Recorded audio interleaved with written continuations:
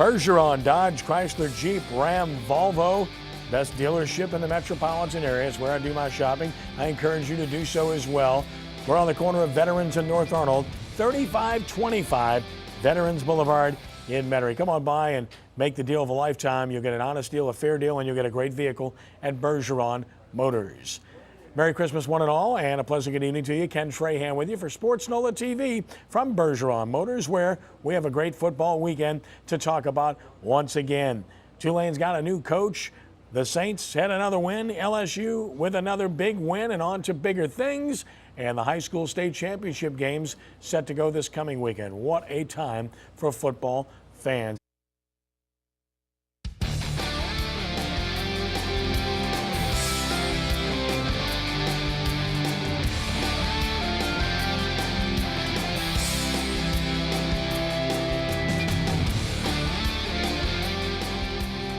Saints offense continuing to pile up the yardage, pile up the points, and pile up the wins. Most importantly now 9-3 on the season by virtue of their victory over the Detroit Lions. Ken Trahan, sportsNOLA.com, sportsNOLAtv, live from Bergeron Motors, Veterans Boulevard at North Arnold and Metairie. Come by and get the deal of a lifetime. What a great Christmas gift for that loved one. Come see all these wonderful presents. They have bows on them, and they're beautiful, and they smell great, and they ride even better at Bergeron Motors. Time to bring in our panelists, of course, our regulars, including former New Orleans Saints wide receiver Torrance Small, adorned in blue. It's good. How we're doing? I'm back in the Saints with another victory. It's always good to be back with a victory. And, of course, from sportsNOLA.com, our analyst and beat writer covering the Saints, Brian Alley Walsh. Brian. Kenny, thank you, my friend. I've got a question for T. How many pass interference penalties did you have as a wide receiver? I had 2 if you include Sandlock. All right. We'll deal with that later. He must not have been doing his job very well, right? Trying to position himself to catch balls. Are you kidding me? 2? Is that it? 2? Are you kidding me? Are you kidding me? 2? That's only Playoffs. 2 was called. All right. He's Torrance, he's Brian, and our special guest panelist today is a special man and a great friend of ours, and it's great to have him with us. Memories, of course, of 1970, 63 yards against those same Detroit Lions who pretty much wear the same uniforms these days, and he knocks it home from 63 yards. Saints win 19-17 in a momentous victory, kicking off of that cow pasture surface at Tulane Stadium and being mobbed in the process.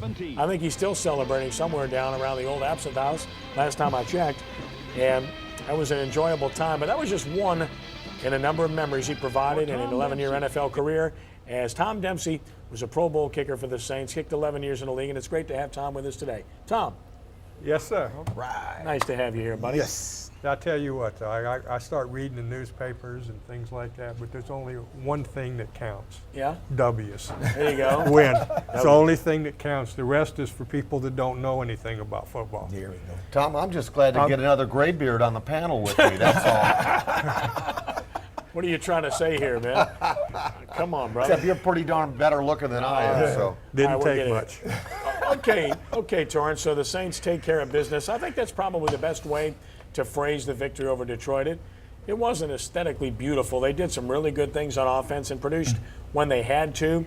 Defensively, as I mentioned, it was pretty ugly, in particular in the secondary at times. But they win by 14 points at home. And again, we're sitting here trying to critique it, and they're still a 2-touchdown winner at home against a pretty good team.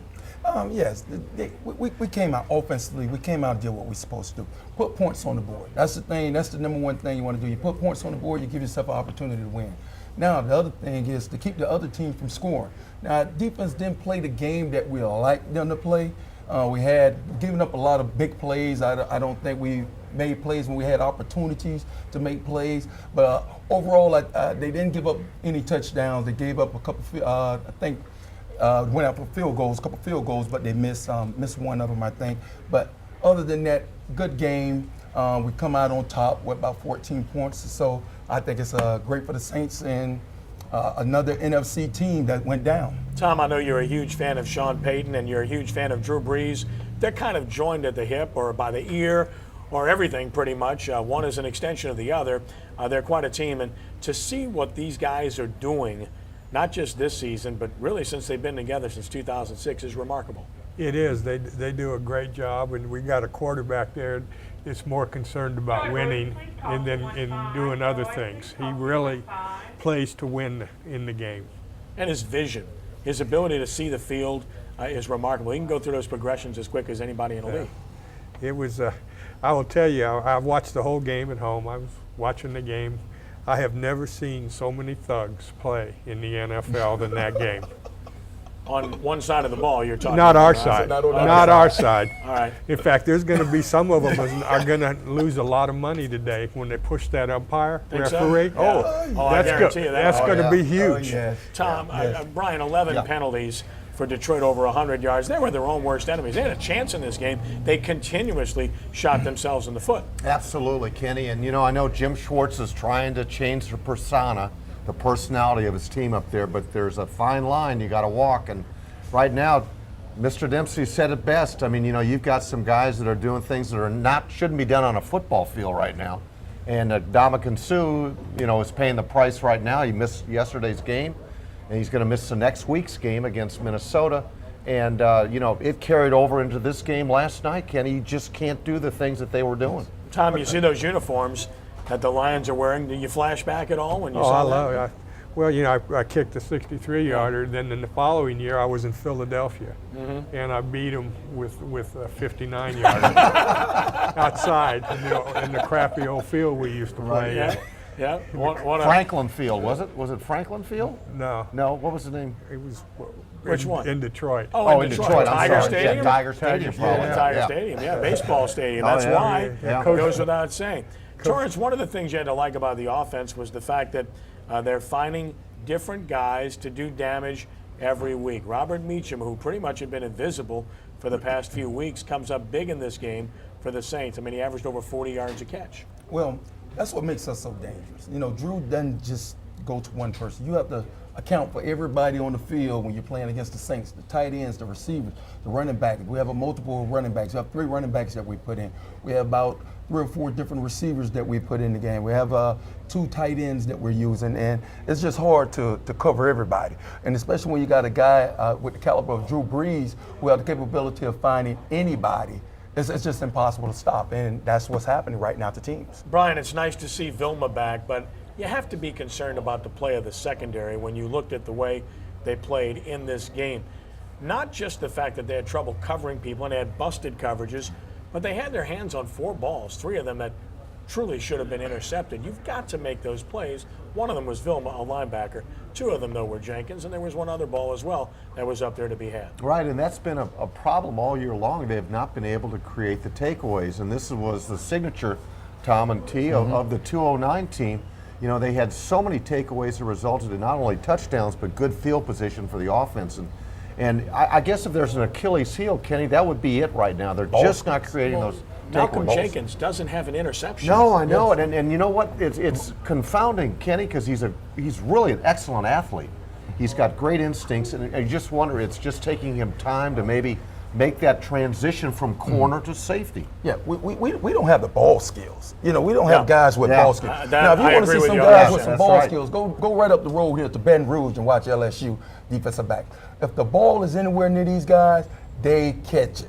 We just don't have that here, and that's something that I think we need Do we to hear address. Darren Sharper? Do we hear That his guy- That was name? another guy Yeah. that had what? Ball skills. And I'm not saying when the you ball is need in- Darren Sharper, No, but you no, need he's that done. kind of ability. Correct. Yeah, no, we do. We need that type, because with the offense that we have, we're going to capitalize on the turnovers. Drive If you we- crazy, Tom, when you see guys have balls hit their hands and they can't catch the ball?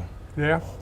What's that old saying, Tom? That's why they're not wide receivers, right? They're DBs. 'Cause they can't catch the ball, Although I will say now, I saw a few bounce off of T's hands. Wait a minute. Dave Witzel would never have dropped one of those balls. No, Davey would. Weasel would have had every one of them. Tommy man. Myers, any of them. Oh, Tommy Yeah. Myers was great. Awesome. We'll take a time out here when we return in just a moment. We'll take a look around the NFL, including the NFC South and yesterday's scores, as Sports NOLA TV continues from Bergeron Motors, veterans in North Arnold and Metairie, and right here on WHNO.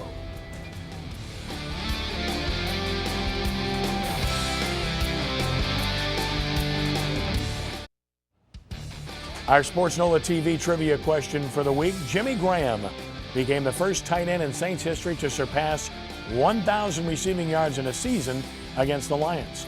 Our question, who holds the NFL record for receiving yards by a tight end in one season? That's a tasty morsel there. That's conjuring up a lot of images, including a couple of guys that are playing today that certainly could fit that bill, but there's a couple of other guys that may as well. Ken Trahan, sportsNOLAtv, Bergeron Motors, veterans in North Arnold, where you'll find the best deals in town. I know for a fact, firsthand, I encourage you to come check them out. Great Christmas gift for your wife, your husband, your friend, your daughter, your son at Bergeron. Come on by, check it out. Well, the NFC South is starting to become the Saints Invitational. A 2-game lead, which literally translates to 3 over Atlanta by virtue of a head-to-head win. Atlanta got beat by T.J. Yates on Sunday. Ponder that for a while, and I'm not talking Christian Ponder. Tampa Bay 4-8, Carolina 4-8. They got themselves a win, and Raheem Morris got himself a player and let him know about it, which we'll get into as well. So, Brian, as you look at the NFC South, this is really set up for the Saints. All they need to do is take care of business. They can have a burp and still be okay. Yeah, it kind of makes the game the night after Christmas almost moot, against Atlanta in the Superdome. They're up 2 games, really 2.5 games with 4 to play. So they're in the driver's seat, as I think everybody on this panel has said all season long. It's their division to win or lose, and they're in a great position right now. Kind of a reversal of last year. Atlanta was in this position last year. Exactly. And Tom, as far as the Saints are concerned, they're in control of their own destiny now in their own division. And where the Falcons are concerned, to get beat at Houston with a third-string quarterback beating you, that doesn't speak well. The Falcons have talent, but maybe they have some issues within their team. It's hard to figure out. Early in the season, they didn't go with the running back, who's a good hell of a player. I didn't understand what the coach was doing when they first started playing this year. But that's okay. They're Falcons, and I don't like them. Torrance, you watch the Falcons. They got a lot of talent. They have receivers that are extremely talented, a legendary tight end, and they got a great running back in Michael Turner. Snelling's not bad either. Yes. But one of the things about Matt Ryan, he's a good quarterback, yes, but he does not throw the deep ball well. No. Atlanta went out and got some extra toys, and they want to throw the ball. It's not them. Matt Ryan, I think, is a decent quarterback, but I don't see him as a drop back, just throw the ball quarterback, and they're trying to make him out of that. He's basically a play action type quarterback. If everything builds up off the run, and I think they got away from that way too much this year, and they refuse to go back to it. For whatever reason, I don't know, they refuse to go back to it, and that's why they're where they are right now. Well, as you take a look at the NFL playoff picture right now, it's one that is really convoluted in terms of who's running in those playoff spots behind the top 3. But right now, as you look at the playoff picture in the NFC, you see the top 3 are pretty much cemented in the Packers, who escaped the Giants, the 49ers, who continue to play well, and the Saints. Dallas Cowboys, talk about spinning the bit. 7-5, the Bears, you have to feel bad for them. Jay Cutler down, Matt Forte down. Atlanta, we talked about. Detroit still in the hunt. And the Giants played inspired yesterday, but not enough, although they're still in it because of the way Dallas has played. As you look at the NFC picture, that's the way it stacks up right now. And taking a look at the AFC, the Patriots and the Ravens and the Texans are all 9-3. The Steelers are also 9-3, but because they're in the same division as Houston, they are in that 5th slot, but they're good. And Denver, that's right, Denver at 7-5. The Bengals at 7-5. Tennessee, more on them coming up at 7-5, along with Oakland. And let's take a look as we move forward at the AFC picture, Brian. This is a pretty interesting one at that, because as you look at Pittsburgh and you look at Baltimore in particular, those two play defense. Absolutely. And, the Saints face a crucial game really going on the road to play at Tennessee. The Titans are in the playoff picture. Yeah. In fact, of the ones we looked at, Kenny, I like the Titans to be one of the 2 wild card teams out of the conference. Right, we're going to talk extensively about the Saints and the Titans coming up in just a bit. With that, let's take a look at the scoreboard from the NFL weekend. Heading into tonight's Monday nighter, of course, Seattle in the Thursday night game whipped the Eagles last night, who continue to fade. Kansas City took care of the Bears, and they're playing with Caleb Haney. You just can't win with a guy like that at quarterback. Miami, boy, this team is going to just look back at this season and say, what if, with all the missed close games they had? They're pretty good. Tennessee, as Brian mentioned, beating Buffalo. Houston, as we mentioned, over Atlanta. The Denver Broncos rallying to beat Minnesota. They did it again. And the haters are still out there, but that role is shrinking, folks. New England outscoring Indianapolis. And it was Carolina whipping Tampa Bay, who continues to fade. Baltimore, we mentioned defense, took care of Cleveland, holding them to 10. Pittsburgh routed Cincinnati. Very impressive effort there. Jets, after being down early, rallied past Washington. And Arizona at home with Kevin Cobb back in overtime, beating the Cowboys 19-13. And, of course, the Packers scoring very late to beat the Giants 38-35. San Francisco, that defense is very good. They shut out St. Louis 26-0 tonight. San Diego and Jacksonville. Torrance, what gets your attention about what happened this past weekend in the NFL? Oh, those Dallas Cowboys. Oh, how can you're fighting for a playoff spot and give up a game like this? You know, and they want to put it on the coach. Hey, the players, the coaches, the front office, everybody. You cannot give up games like not in the last 6 games. We call it the playoff run. And right now, the playoff run and the Cowboys are not getting it done. No, they're not getting it done. Broncos did it again. Can't be happier for Tim Tebow and company. And John Fox has a winning formula right now. Maybe John Elway will end up thinking Tim Tebow's an NFL quarterback after all. It's time now for our fan question segment, where our fans get to ask questions of our guest panelists. Our first question is for Brian Alley Walsh.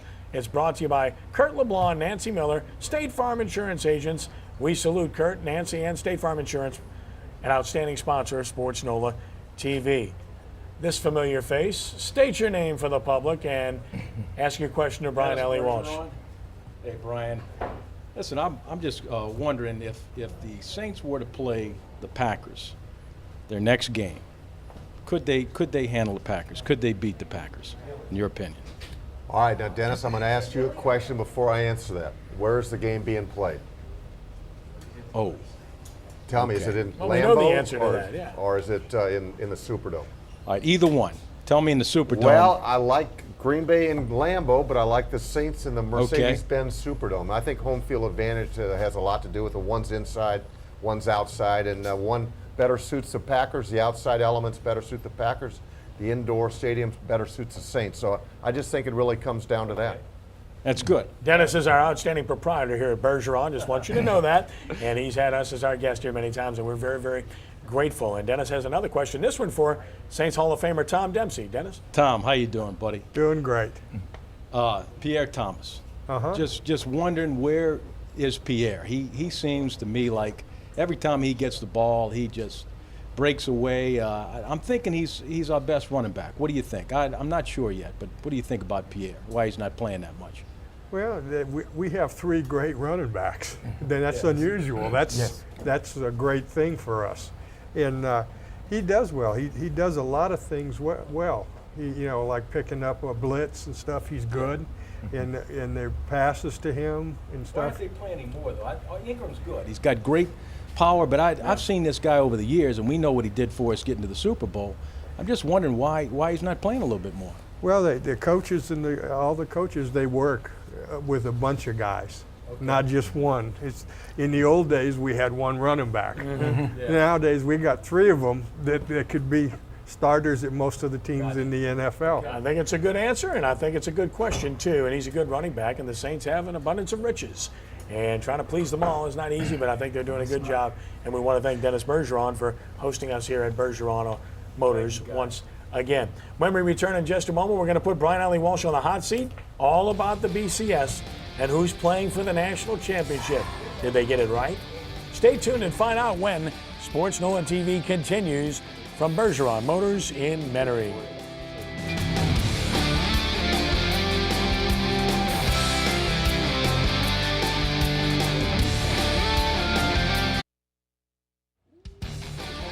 And our trivia question for Sports NOLA TV this week, Jimmy Graham became the first tight end in Saints history to surpass 1,000 receiving yards in a season against the Lions. Who holds the NFL record for receiving yards by a tight end in one season? Kellen Winslow. There you go. I mentioned guys currently, but I also mentioned prominent from the past. And Air Coryell, remarkable offense, and Winslow was an absolute beast. And he has a son that's pretty good too. But that was the original Kellen Winslow, and that was in 1980, and that's when the Chargers of course, were able to advance to the AFC Championship game, but then had to go play in like 20 degrees below weather in Cincinnati and got beat. Ken Trahan, sportsNOLAtv, Bergeron Motors, Veterans in North Arnold in Metairie, where it's time for our hot seat segment. This is where we put Brian Alley Walsh on the hot seat and let him simmer for a while and see if he can handle the heat. If you can't stand the heat, get out of the kitchen, or in this case, get out of Bergeron Motors, Brian, because you're on the hot seat with this question. Who belongs in the BCS National Championship game, and did the BCS get it right with LSU and Alabama? Answer is? I have to preface it, Kenny, by saying that they need a playoff system. Here we go. Okay, Here now we that go. said, Here we that go. said, that Here we said, go. Okay. that said, they We need a said hot playoff seat, system. not That warm said, seat. Okay. under the current formula, I think they did get it right. I think they do have the two best college football teams that will be playing for the national championship on January the 9th in the Mercedes-Benz Superdome. But- That's LSU and Alabama. Now, But- my heart says that Alabama, which didn't win any division of the SEC, all right, is that they shouldn't be there, and I'd like to see LSU play Oklahoma State. I would like to see how a great offense can attack their great defense, and that's the game that I would like to see. That's my heart saying that. Okay? Well, let's look at the rules. The rules doesn't say anything about what people like. The rules doesn't say anything about butts. Everybody want to put their butts in it. It doesn't say anything about that. The rules said the top two teams. It didn't say anything about winning your division or losing your division. It didn't say anything about where you're from. It says the top two teams. The top two teams are who? LSU and Alabama. That's why we have LSU and Alabama. I know you want to see Oklahoma State. Oklahoma State had an opportunity to be in the Big Dance, but they lost to Iowa State. Shame on them. All right, so Alabama now had a chance to go undefeated and make its case, and they didn't. They lost at home to LSU. Okay, we're gonna. So stay now there. you have 4 or 5 one-loss teams that probably deserve consideration, strong consideration. Who's the best team out of those 5 that you're talking about? Alabama. All right. But I go back to my heart, All Thomas. right. we Let's get understand. Tom's take on Yeah. the situation. Did they get it right or not, Tom? Well, I don't think they've been right for a lot of years. That's my man. It's time to eliminate that and let's start playing. Tom, what would you like to see? Right, what would be your 12, they have the 12 different, teams. I think they ought to just, you play, you win, you go. You got 12 guys. You're down to 6 after the first day. You get it done. Then you got the real winners. You don't have, because the one thing to remember, and I know you're a sports writer, but right now, up north, all those Yankee sports writers are going nuts. Yes. And the same thing on the West Coast. Yeah, in fact, the polls, they really, Oklahoma State made a big movement toward surpassing Alabama in the human polls, but they didn't. So, but you're right. There's a lot of people that their feeling is they wanted to see an Oklahoma State and LSU. And, obviously LSU is the consensus #1 team. There's no argument there, right? And in fact, it's likely that, Kenny, the polls are going to vote LSU #1. AP will probably vote them #1, even if they do lose to Bama in the BCS games. So you're looking at a split championship. Yeah, it is what it is. Everybody want to go off feelings. Too bad it's not about feelings. Now we talk about this playoff system. My heart. Where your heart? Yeah, okay. see, I wanted Oklahoma Which State. is ticking very slow. It's the drugs. It's the drug. but we're not going to get this playoff thing. I don't think so. I don't think we're going to get a playoff thing simply because of the revenue. Yeah. There's too much revenue being spread around in college rankings right now, and I just don't think you're going to get the playoff system unless they can find a way where teams going to still be able to get the revenue that they're receiving from these bowl games. So until then, we're going to have to stick with the AP, the computers, and the BCS to see who's #1 and who's #2. Let's hope this. Let's hope that they do find a solution to the playoff system that everybody can live by, and let's hope that we all live to see it. Time for the judge to speak. Yes. Speak, Judge. Speak. In my estimation, the 2 best teams are playing for the national championship. Does that mean that they should be? Not necessarily. When you look at the system as it was created, obviously there was a way toward conference champions. Alabama's not a conference champion. Alabama's clearly one of the top 2 teams in the country. I don't think you'd find anybody that would pick Oklahoma State to beat Alabama or LSU in a head-to-head football game. I certainly wouldn't, and I consider myself objective in this particular situation.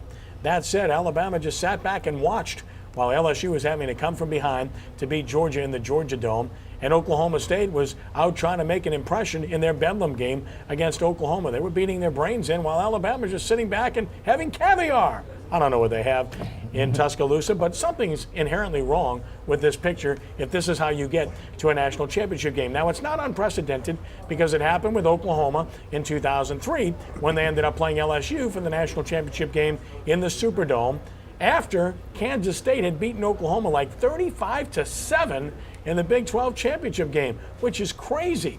So, are the best 2 teams playing? I believe so. Is the system right? No. Oklahoma State has a legitimate case, and their resume happens to be a little bit better than Alabama's, but they're not there because the human element with their eyes says Alabama is better than Oklahoma State. Marvelous Marvin LeBlanc, normally with you at this time, and he's not here today, but we want to let you know that Marvelous will be back. He's under the weather today. Still, we encourage you to visit marvinleblanc.com to learn how he can help your business improve its performance.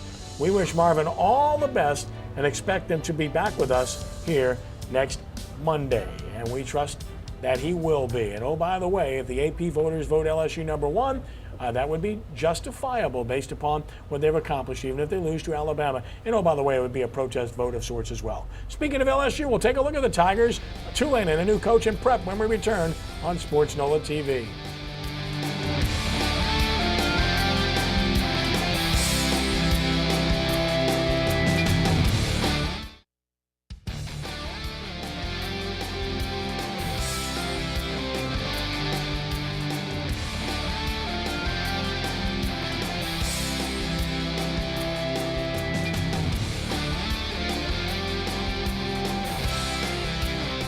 Big news on all football fronts at sportsNOLA.com, best sports site on the web. Read about the Saints beating the Lions, LSU in the BCS National Championship game, Tulane with a new head football coach, and of course prep football, the biggest week of all with the state championships, the State Farm Superdome Classic coming up this coming weekend on Friday and Saturday night. Well, the LSU Tigers played for the SEC Championship at the Georgia Dome in Atlanta. Boy, it did not start well for LSU. This is a wounded duck thrown by Jefferson to a wide open Randall.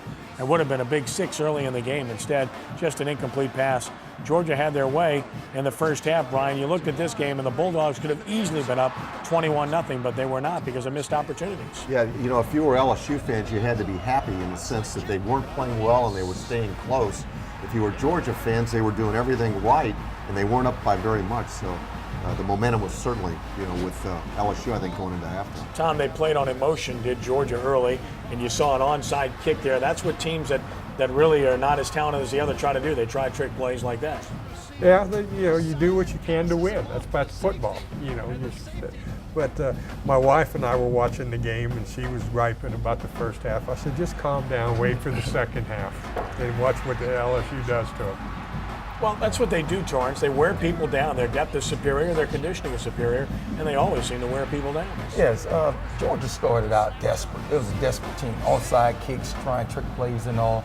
But this is what separates the good team from the bad team. Well, here's what separates the great teams from the good teams. There you go. That third element of the game, special teams, and this guy right here. Tyrann Mathieu of St. Augustine High School. This guy right here.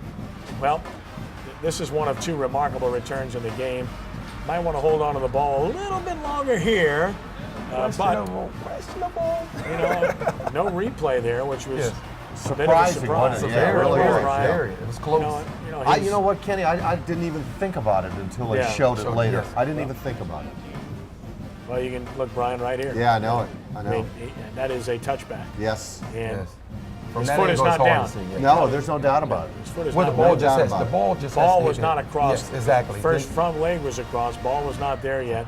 A terrific This play ball there. skills. This is And what we're again, that's talking about, Daryl ball Simon. skills. They have so many defensive backs, Brian, that are so good. I mean, you just, as Torrance talked about earlier, and then of course forcing turnovers. Mathieu again, There he is again. forcing a turnover here, and their defense, Brian, just took over this game. Boy, when you think of the Honey Badger, he's just a ball hawk. You know, he's just around the ball, the kind of guy that you're talking about the Saints need. You know who he remind me of? Who?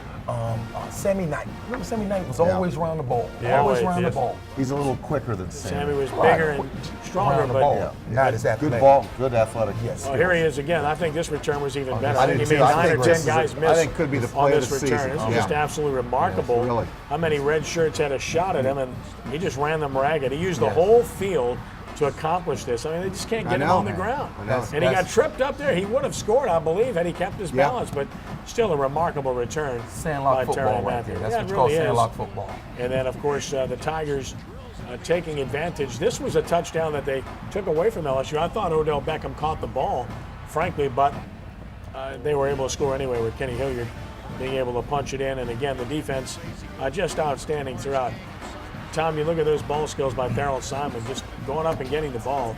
That's what their secondary's done. And then, here's another little waggle play there. And Kenny Hilliard, look at that. a beast. Tom, you get a big Beast. running back in space. That's not a pleasant sight for a No, it's defensive not. back, is it? It's gonna. Someone's gonna get a headache. Oh, you bet. And Shoelaces. LSU was able to run the ball. Offensive line got good movement. And then, of course, Alfred Blue showing you speed. Did this guy quit on the play? Did Sure you see that looked like the safety? DB. Yeah. Yeah, Did you see the safety absolutely. quit on the play? He did. Oh, man. They'll show it from the front or the back, one of the way, and he definitely quit on the He quit play. on that play. Yeah. Look at the ball skills. I mean, this is amazing. This is Morris Claiborne. See, And that's the guy, right? That's a He's top something 5 else. pick He's a right first- there. he's a first-round pick. Absolutely. Oh, easy. no top question 5 about pick. it. Yes. The guy And can return the ball, too. LSU wins this game by the score of 42-10, scoring 42 unanswered points after not getting a first down in the Unbelievable. entire first half. That is truly remarkable is. when you think about the way this game unfolded. But they were successful, and of course, they are now 13-0 heading into their game with the Alabama Crimson Tide for a second time. Play it again, Sam, right? Or in this case, play it again, Les. Play it again, Nick. Why not? With that, the bold picture is set, including 3 games that are going to be here in New Orleans. Let's take a look at the bold picture for New Orleans. First of all, the R&L Carriers New Orleans Bowl. This is a good matchup. San Diego State, the Aztecs, 8-4, wide open offense, score a bunch of points. And the Louisiana Lafayette Raging Cajuns under Mark Hudspeth, 8-4, another offense that scores a bunch of points. They've already sold their allotment of tickets out. You talk about great. This is going to be the biggest draw that the R&L Carriers New Orleans Bowl has had, thanks to the Cajuns making it, and we look forward to that. Then there is the All-State Sugar Bowl and the 10-2 Michigan Wolverines with Denard Robinson and the 11-2 Virginia Tech Hokies. Frank Beamer, some people surprised that Virginia Tech is heading this way.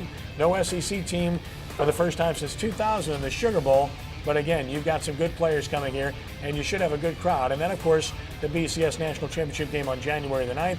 13-0 LSU, 11-1 Alabama. LSU looking for their 3rd national title in 9 years, all in New Orleans. Alabama looking for their 2nd national title in 3 years. And it should be interesting, to say the least, when you look at that particular matchup for the national championship.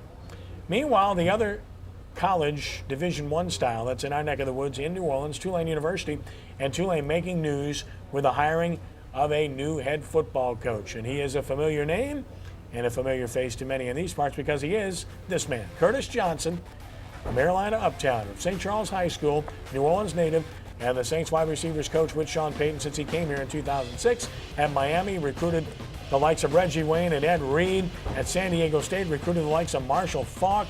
He was at SMU. He was at California. Of course, he was part of a Super Bowl winning staff and BCS National Championship staff in Miami. So this is a guy that has the qualifications. Brian, he's young, he's enthusiastic. You know him a bit from working with the Saints. And he's a no-nonsense guy who absolutely commanded respect from his receivers. He's an outstanding young coach, and I say young coach in the sense he's 50, but he doesn't act 50. You know, Yeah. He's got a great young outlook on life, and players relate to him real well. I think he's going to be able to open a lot of doors because of his ties here in the local area, and I just think he's a good choice. Is he the splash that Tulane fans wanted? I don't know about that, but I think Curtis if they give him the resources, Kenny, he'll do the good job for him. Tom, I know you're a fan of Tulane. You want to see them win. You played at Tulane Stadium. You lived here since you played here, and you'd love to see them succeed. And I know you hope Curtis Johnson is a guy that can bring them success. Well, it's things have got to change up just a little bit, and I think he may be the kind of coach that can make the changes. Well, you need the administration to change. Well, that would be regardless of who nice the if coach they is. did. In terms of the thought process. I mean, I'm not talking about individually. Hey, if Yeah. they want to change administrators, okay, I get that. But in terms of changing the approach, I think that's essential, regardless of who the coach is. And that you probably don't like to hear it, but Yeah. they need a place to play on the you know. And they're going to get one on campus. Yes. That's going to happen. You'll hear an announcement about that forthcoming as well, probably this week.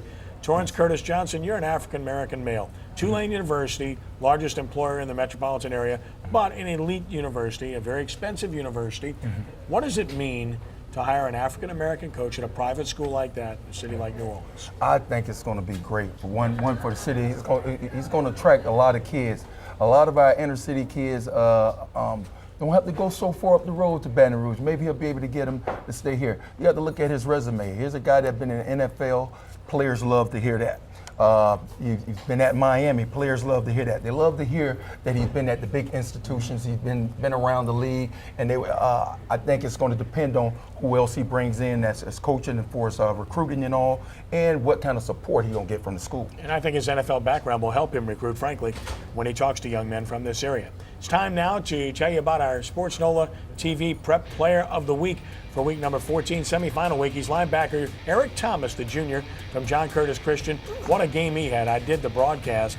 Thomas had 12 tackles, including 2 for loss. He had 4 sacks, and he blocked a field goal for good measure as John Curtis Christian routed Evangel 38-6, the traditional power in Evangel. What a performance by Thomas and the Patriots of JT Curtis, who will seek their 24th state title in the Dome against Winfield. Congratulations to Eric Thomas, our sportsNOLAtv Prep Player of the Week, which leads us to the state championship games. The road to the Dome has been paved as 10 teams have punched their tickets to the state championship games. In 1A, Ouachita Christian routed Mangum 54-0, and West St. John went on the road to Abbeville and beat Vermilion Catholic 54-41. So the top seed Ouachita Christian unbeaten to face West St. John. In 2A, John Curtis, we mentioned, routed Evangel, and Winfield took care of Calvary Baptist, the 1 and the 2, as form held here in 2A for the title on Saturday morning. 3A, 2 teams in our area. The Amite Warriors, great defense, beat Marksville,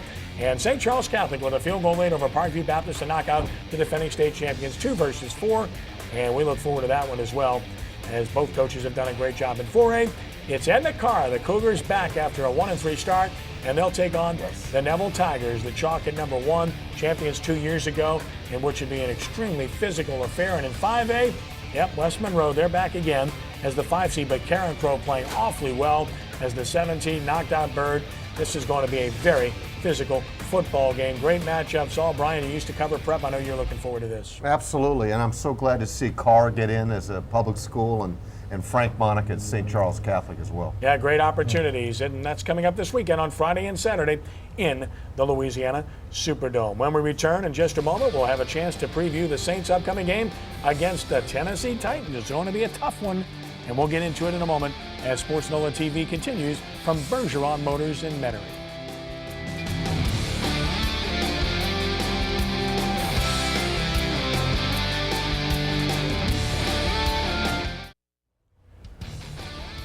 Roly-Poly has 2 locations in the New Orleans area. You can order online at rolypoly.com. Of course, 5409 Tchoupitoulas, 3020 Veterans Boulevard. And you can visit online at rolypoly.com. Roly-Poly, the original. It's great. We appreciate Roly-Poly's support here on sportsNOLAtv. And if you do not have tickets to the national championship game in New Orleans January 9th, you can get them. You can win tickets to the game of the year. That's 4 tickets to the BCS National Championship and 4 tickets to the All-State Sugar Bowl and 8 nights at the Inn on Bourbon. $20 raffle. The Lions Club putting this on, and it's the 27th annual Sugar Bowl drawing. And, of course, the benefit this year is the fact that the BCS National Championship game is here, and it benefits the Louisiana Lions Eye Foundation. And the drawing will be held on December 21st. Go to lionsraffle.org for more information, your chance to seed the national championship game as well as the All-State Sugar Bowl. Ken Trahan, sportsNOLAtv, Bergeron Motors here on Veterans at North Arnold. Okay, the Saints taking on the Tennessee Titans in Nashville. This is a tough game, Brian. Before the break, I said this will be the toughest one, tougher than the Giants, tougher than the Lions. Nothing has changed my mind. Chris Johnson has it going. Matt Hasselbeck knows the Saints and plays well against them. This will be tough. I agree totally with you. And I took a look at the weather. I took a blink at the weather for next Sunday, and it's supposed to be in the 40s and decent weather. So the elements probably won't come into play. But Playing you're right. field. Brian, the Saints, Tom, the Saints are used to playing on that fake turf, and it's great turf for them with the way they play. Maybe that becomes a factor since they don't get that. I don't go with that too much. You play where you play. That's part of football. But I think the Saints are playing better, especially offensively right now. Every game they get a little better, a little better. These guys are doing it. I know it's going to be a tough game, but because if you're a team and you're playing a guy that's making the playoffs, who are you going to go hard for? Saints haven't been as good on the road, though, Torrance. No, but this playoff time now. We need this game. I think we go out. We stop the run. Chris Johnson is running wild right now. We need to contain him, and I look for us to put more points than him and win this game. We look forward to it. It's going to be quite a test for the Saints. If they win this game, I think they have a real shot to run the table the rest of the way. Man, we've run this table with 4 terrific guys here today, at least 3. I'm just kind of hanging around and grabbing onto their coattails. I think I did. And having a good time in the process. Roly-poly. Wow. He's the man. That's Brian Elliott. Santa Well, Tom Claus. Dempsey, thank you for being with us. We My enjoyed pleasure. it. Hey, appreciate Torrance it, buddy. Small, a Appreciate pleasure. it. Appreciate it. And we thank you for watching as well, and remind you that we'll be back with you next week, same time here, 6 p.m. on sportsNOLAtv. Until then, I'm Ken Trahan. Don't forget sportsNOLA.com. Go there now. And until next time, thanks for joining us. Be a good sport, and God bless you one and all. We are rounding third and heading home. So long.